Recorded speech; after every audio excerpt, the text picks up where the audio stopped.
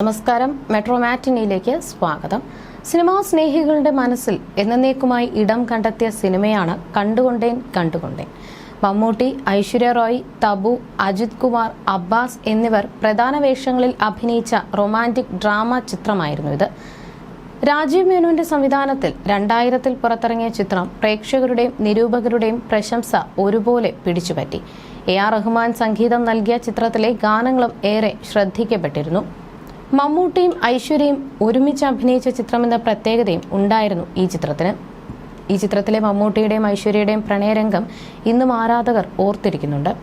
അന്ന് ഐശ്വര്യ റോയിയുടെ സൗന്ദര്യത്തിനൊപ്പം മാച്ച് ചെയ്യുമോ എന്ന് ചോദിച്ച് മമ്മൂട്ടിയുടെ ഇന്നത്തെ ലുക്കിനെ കുറിച്ചൊക്കെ വളരെ രസകരമായിട്ടാണ് ഈ ചിത്രത്തിന്റെ സംവിധായകൻ രാജീവ് മേനോൻ പല അഭിമുഖങ്ങളിലും സംസാരിച്ചത്.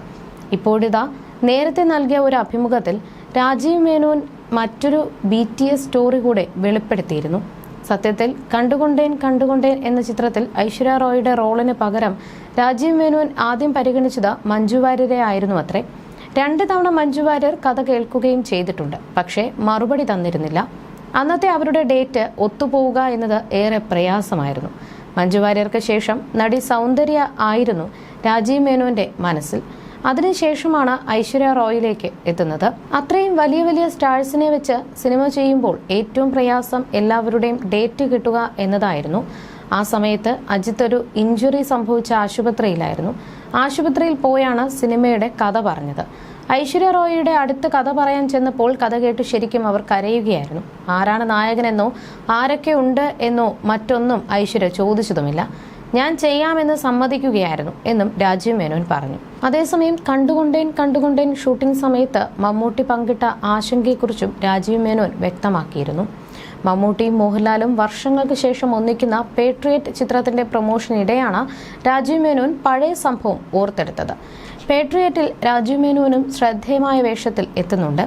കണ്ടുകൊണ്ടേൻ ചെയ്യുന്ന സമയത്ത് മമ്മൂക്ക എപ്പോഴും എന്നോട് ചോദിക്കുമായിരുന്നു, രാജീവ് എൻ്റെ ഡ്രസ്സിംഗ് ഓക്കെ ആണോ? ഐശ്വര്യയുടെ കൂടെ നിൽക്കുമ്പോൾ എനിക്ക് ഈ ലുക്ക് മതിയോ എന്ന്. ലോകസുന്ദരിയായ ഐശ്വര്യയുടെ കൂടെ നിൽക്കുമ്പോൾ താൻ മോശമായി പോകുമോ എന്നൊരു ചെറിയ പേടി അന്ന് അദ്ദേഹത്തിനുണ്ടായിരുന്നു. ഇന്ന് മമ്മൂക്കയെ കാണുമ്പോൾ അതിശയമാണ്. ഐശ്വര്യ റോയിയേക്കാൾ ചെറുപ്പമാണിപ്പോൾ അദ്ദേഹത്തിന്റെ ഈ മാറ്റം വിശ്വസിക്കാനാവുന്നില്ല എന്നാണ് രാജീവ് മേനോൻ പറഞ്ഞത്. മുമ്പ് ഒരു അഭിമുഖത്തിൽ തനിക്ക് നഷ്ടപ്പെട്ട ഈ വേഷത്തെക്കുറിച്ച് മഞ്ജു പറഞ്ഞിരുന്നു. രാജീവ് മേനോൻ കണ്ടുകൊണ്ടേൻ എന്ന ചിത്രത്തിൽ മീനാക്ഷി എന്ന കഥാപാത്രത്തെ അവതരിപ്പിക്കാൻ ആദ്യം സമീപിച്ചത് തന്നെയായിരുന്നു എന്ന് വെളിപ്പെടുത്തിയ നടി തനിക്കന്ന് ആ ഓഫർ സ്വീകരിക്കാൻ കഴിഞ്ഞില്ല എന്നും കൂട്ടിച്ചേർത്തു. അന്ന് താൻ പിന്മാറിയപ്പോൾ ആ വേഷം ചെയ്തത് സാക്ഷാൽ ഐശ്വര്യ റോയ് ആണെന്ന് വെളിപ്പെടുത്തിയ മഞ്ജു വാര്യർ കണ്ടുകൊണ്ടേൻ എന്ന സിനിമയെ തന്റെ കരിയറിലെ ഏറ്റവും വലിയ നഷ്ടങ്ങളിൽ എന്നാണ് വിശേഷിപ്പിച്ചത്. രാജീവ് മേനോൻ സംവിധാനം ചെയ്ത ചിത്രം നിരസിച്ചപ്പോൾ മഞ്ജുവിന് അന്ന് നഷ്ടമായത് ആദ്യമായി മെഗാസ്റ്റാർ മമ്മൂട്ടിയുടെ നായികയായി അഭിനയിക്കാനുള്ള അവസരം കൂടിയായിരുന്നു. ഈ ചിത്രത്തിൽ മേജർ ബാലയായി മമ്മൂട്ടിയെ തിരഞ്ഞെടുക്കാനുണ്ടായ സാഹചര്യത്തെക്കുറിച്ചും മുമ്പൊരു അഭിമുഖത്തിൽ രാജീവ് മേനോൻ പറഞ്ഞിരുന്നു. മേജർ ബാലയ്ക്ക് യോജിച്ച നടനെ കണ്ടെത്തുകയായിരുന്നു കാസ്റ്റിംഗ് സമയത്ത് നേരിട്ട ഏറ്റവും വലിയ വെല്ലുവിളിയെന്ന് അദ്ദേഹം പറഞ്ഞു. മലയാളത്തിലെ സൂപ്പർ താരത്തിന് ഈ വേഷം നൽകുന്നതിന് മുൻപ് താൻ നിരവധി പ്രമുഖ നടന്മാരെ സമീപിച്ചിരുന്നുവെന്നും രാജീവ് പറഞ്ഞിരുന്നു. ഈ ചിത്രത്തിൽ ഐശ്വര്യ റോയിയുടെ മീനാക്ഷി എന്ന കഥാപാത്രത്തോട് നിശബ്ദമായ പ്രണയം കാത്തുസൂക്ഷിക്കുന്ന മേജർ ബാല ആയിട്ടാണ് മമ്മൂട്ടി അഭിനയിച്ചത്. ആ കഥാപാത്രം ഒരു മദ്യപാനിയും യുദ്ധത്തിൽ ഒരു കാൽ നഷ്ടപ്പെട്ട സൈനികനുമാണ്. എന്നാൽ അന്ന് ഒറ്റക്കാലുള്ള ഒരാളായി അഭിനയിക്കാൻ താല്പര്യമില്ലെന്ന് പരസ്യമായി പറഞ്ഞുകൊണ്ട് ചില പ്രമുഖ നടന്മാർ ഈ വേഷം നിരസിച്ചു. മറുവശത്ത് മമ്മൂട്ടി ഒരിക്കൽ പോലും അതൊരു പോരായ്മയായി കണ്ടില്ല. കണ്ടുകൊണ്ടേൻ എന്ന ചിത്രത്തിന്റെ സെറ്റിൽ നിന്നുള്ള ഒരു രസകരമായ സംഭവം അദ്ദേഹം പങ്കുവച്ചു. മേജർ ബാലയ്ക്ക് യുദ്ധത്തിൽ വലതുകാലാണ് നഷ്ടപ്പെട്ടത്. അതുകൊണ്ട് നടക്കുമ്പോൾ വലതുവശത്തേക്ക് ചരിഞ്ഞു നടക്കണമെന്ന് മമ്മൂട്ടി തീരുമാനിച്ചു. എന്നാൽ ചിലപ്പോൾ ഷൂട്ടിങ്ങിനിടെ അദ്ദേഹം അത് മറന്നുപോകും. ഞാൻ വലത്തോട്ടാണോ ഇടത്തോട്ടാണോ ചരിയേണ്ടത് എന്ന് ഇടയ്ക്കിടെ ചോദിച്ചുകൊണ്ടേയിരിക്കും. അത് സെറ്റിലെ ഏറ്റവും രസകരമായ നിമിഷങ്ങളിൽ ഒന്നായി മാറി.